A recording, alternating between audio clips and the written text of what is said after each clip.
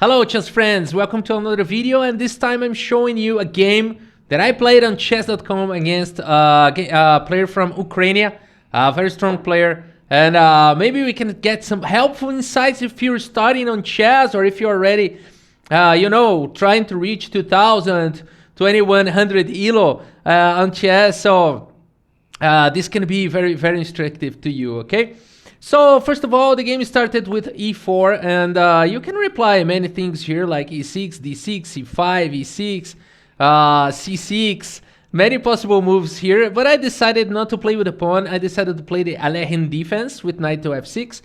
He played knight to c3, defending the pawn. The idea of the Alekhine defense is is like provoke the white pieces here to start pushing the pawns forever, and then you can attack the center. For example, it wasn't played in the game, but sometimes it just goes like this, and it's like the dream for the Alekhine players because we are always wanting our opponent to do that, so we can strike the center and bring our pieces to the attack. So this creates a lot of weaknesses, and most of the times you can still get a rook, and there's still some fight here, but black is definitely better.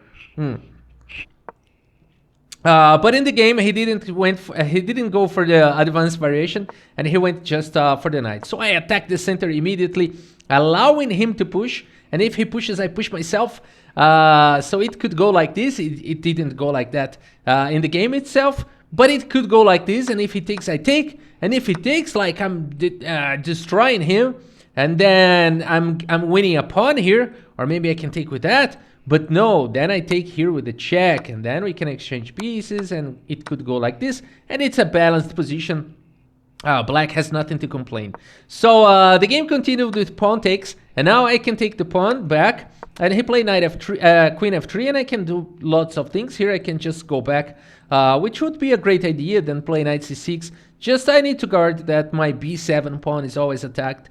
So I could not directly do something like that and hang the pawn, but it could be a good idea here, or maybe simply defend the knight, another idea. But I decided to capture on c3, and after pawn takes, knight to c6, just making sure he's not capturing in b2, in b7 in the future.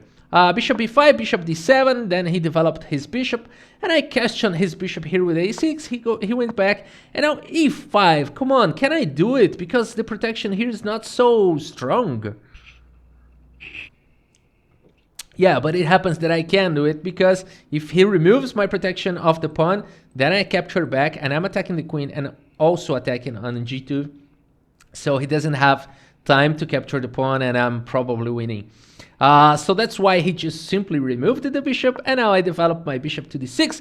He protects his king, I protect my king. We have opposite side castling, so we're gonna have a very exciting game for sure. He's gonna attack on the king side, and I'm gonna attack on the queen side. And now also this situation here I have to deal with that. So here he continued developing with knight e2, and now I thought about playing queen g5 followed by bishop to g4, and I'll be attacking the knight, and he could defend. Maybe I want to attack the queen with the pawn advance. In order to do that, I decided to help my pawn. So all of that came in my mind. But then I saw that this pawn move is not possible, so that's why I moved the rook. And then he played queen e3. It seems like he saw the dangers on this diagonal, and now he's stopping that. But now I played a very, very strong move. If you want to pause the video now and try to find a very strong move right now, it's worth it. And I hope you have found f5. Yes, very, very strong move indeed. Because now I'm threatening to fork both pieces. But not only that, he can, avoid the fork, but still his bishop is going to be trapped. So it's really not easy to deal with that. And he continued with bishop takes knight. So he's trying to confuse me, because if I do the fork right now, then he can play bishop d5 check first, and then then he's better than I am. For example, if I play f4 now, he would play bishop to d5 and then just queen d3. And although I can capture a pawn here, now his attacks like too insane. Material is even, but I'm probably a pawn down, right? I'm probably a pawn down, and I'm getting attacked here. I don't want that. I mean, I'm being attacked from all sorts of diagonals and columns. So that's why in this position I just took it back, and now I'm attacking g2. I'm threatening the fork, and the bishop. Not only the fork, but the bishop is trapped, and there's no way to deal with that. He tried to push f4, but actually this is a blunder, and it only helps me because now I take the pawn and I'm attacking the queen and I'm attacking the bishop. And in his attempt to save the position, it got even worse. I mean, it's hard to find a move here. Probably he needs to allow the fork, and after like f4, he could try any king b3, queen b3 ideas, like advancing the pawn with a discovered check and get a piece back, and it would be a very interesting counterattack. But here he couldn't find that move, and after bishop takes, he played f4. And now I'm better, so pawn takes. Now queen is attacked, bishop is attacked. I'm getting a free piece right now, and now we're gonna play this position. I continue improving the position of my queen, and now I just play. And now this, I took some time to make this move.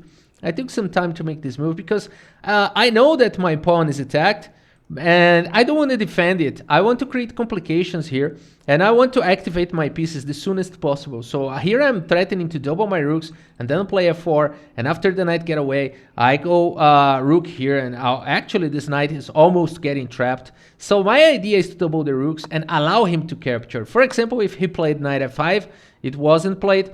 My idea is that now I could potentially play rook f8, and the knight is pinned, and he would have to play like that, and I would feel great here. Bishop pair against a rook, I would feel good here. So the game continued with queen takes pawn, and I went for the exchanges. So it seems like I have this tactical move here, but I don't. So you have to realize that quickly. I don't think I played quickly here. How much time I exchanged here, but maybe I thought about 20 seconds or what. Yeah, more than that, 30 seconds. I was calculating this, then that, and maybe I could go this way, and he would have, I would have two bishops against a rook, but you know, that's dangerous to open the H column, and I didn't want to play that way. So I decided to go for the endgame. Queen takes, and after knight takes, then rook e2. The rook on the 7th rank. Now it's very active rook here. So many threats are coming. And of course, he can take my bishop now, what he did, and I'll take the pawn. But now I am 2 pawns down, but a piece up, a bishop up. And I'm not in a rush to take this pawn. Now, here's some pro tip, right? When you are in a situation like this, it's very tempting to, you know, take the pawn, but it happens that maybe he can somehow in the future combine both rooks in the 7th rank and get some counterattacks and maybe some perpetual checks. So what I want to do here is exchange one of the rooks. So here's the first, my goal. So that's why I played this move. My goal is to exchange one rook, and there's no way he can avoid that right now. So this pawn is doomed. I'm not in a rush to take the pawn. So he continued with b3, and now I forced the exchange of the rooks. And we're going to this endgame where he no longer has the possibility to give me perpetuals or something like that. And I'm still threatening those pawns, not in a rush, not in a hurry. So he continued with c4, now I take the pawn. He continued a4, I take the pawn, and I should be completely winning here. Although he still got some counter ideas like, you know, before b5 and trying to attack my bishop. But here the problem with this move is that after rook e2, I'm threatening to go here, and the rook can escape no more. So I'm forcing here, I'm forcing the exchanges right now, and this leads to a completely winning endgame. Of course, he still can, you know, create some passed pawn, play c4, and then a6, and then maybe he could try something like that. Of course, I have many time to deal with that. I could start pushing my h pawn now, but I want to torture my opponent. Just kidding. I just don't want to give him any counter chance. I could, of course, I could advance the pawn, but just to be instructive here, I bring my king to the position. I advance my pawn, and now with my pawn and king and bishop taking care of the queen side, I'm free to go. I'm not in a rush. I got 2 minutes so on the clock. So now I push my pawn. Now he tries to create space for his pawns, but now my king comes to the position. And after the pawn advance, my bishop is holding everything. Of course, he can try to help with this king, but now it's over. I simply advance the pawn, and after he pushes the pawn, I simply sacrifice my bishop, and the game is over. So he resigned the game in this position because there's nothing else he can do. He can take my bishop, but he cannot stop my pawn from promoting. This pawn is already doomed, and I got still an extra pawn to do whatever I want. So checkmate actually is really, really near. So that's it, my friends. I hope you have enjoyed this video. Hopefully I could give you some tips and ideas for your games. Thank you so much for your audience, and see you next time.